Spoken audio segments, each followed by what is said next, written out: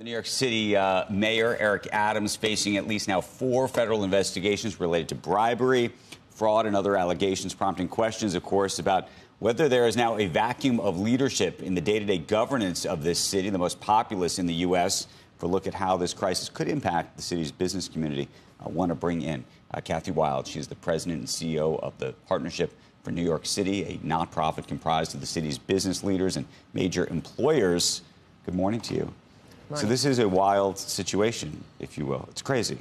Well, we're a 400-year-old city, and it's the first indictment we've had of a sitting mayor. So there's no way to deny it's concerning.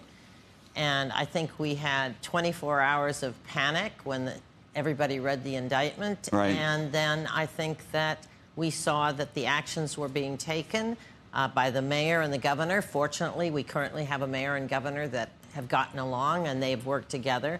We've had a new first deputy mayor put in place.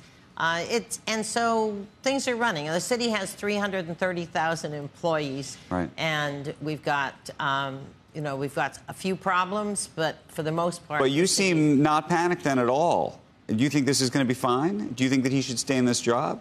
I think that we've shown so far that the city has not fallen apart. It's moving forward. Yep. Things are moving in the right direction on most fronts. Are they? I mean, are there really people in place that you think in the mayor's office today that can make real decisions? Absolutely. Why? I mean, they've been making real decisions.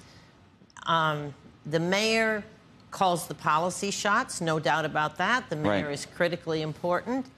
And he's still doing that. If you see, he's out on the trail every day. He hasn't missed a beat.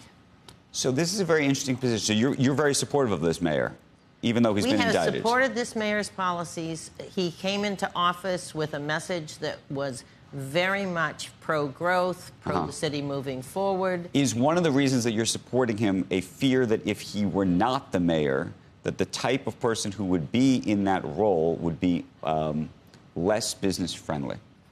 Not really, no. I think that we want to see the process play out. As I say, he hasn't been convicted of anything yet. Right.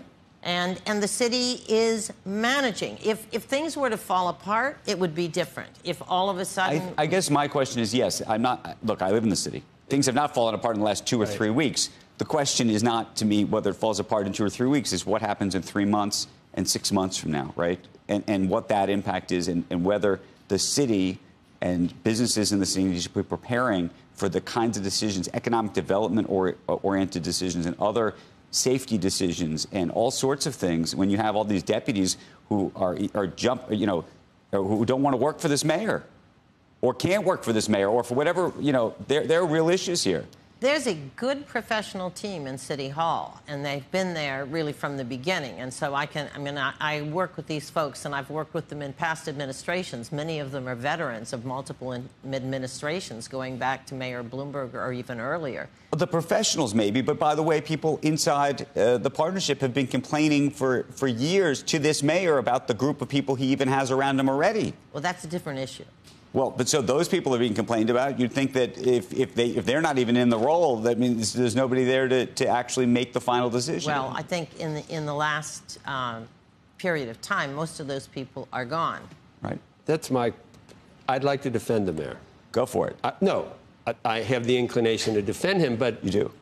But I'm hesitant because of all the surrounding individuals where there's been problems with. It makes me wonder whether the judgment is bad about who he surrounded himself with. The actual $100,000 worth of Turkish airline tickets, got some free tickets, got some upgrades. As a professional politician, if he only got $100,000, we should get rid of him for that, because that's a pretty low number. If he can't do any better than that as a I'm actually kidding a little bit on that. Just a little bit. Just a little bit, because I think my take is that they wouldn't have gone after that 100 if he didn't ruffle their feathers with immigration and some of his other comments. And I think they know full well that the numbers are much greater in other mayors and other politicians. And you can decide, it's the old Soviet expression, give me a man and I'll find a crime. If you want him out, you can find a crime. I'm not going to mention Joe Biden and $25 million, but $100,000 I mean, don't even talk to me about $100 grand. Well, again, I've read the indictment. I'll wait and see what happens. Innocent until proven guilty, and all of that. You're behind him 100%. I thought I was an outlier. No, I'm behind the stability. What business wants is political stability. They want the city services to operate. They want things to move forward. If we see that things are falling apart, that we don't have great leadership in the critical areas of City Hall, you're going to see a change and a great concern and a demand for fixing things. But so far, the mayor, the governor has worked closely, been closely involved.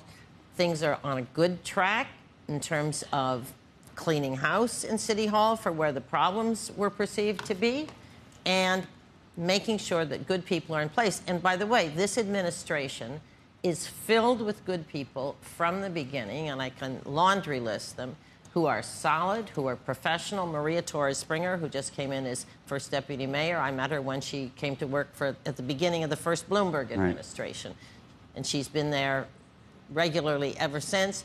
Steady hand. The people surrounding her, the professionals in city government, are terrific, and I work with them every day. That's what we're paying attention to.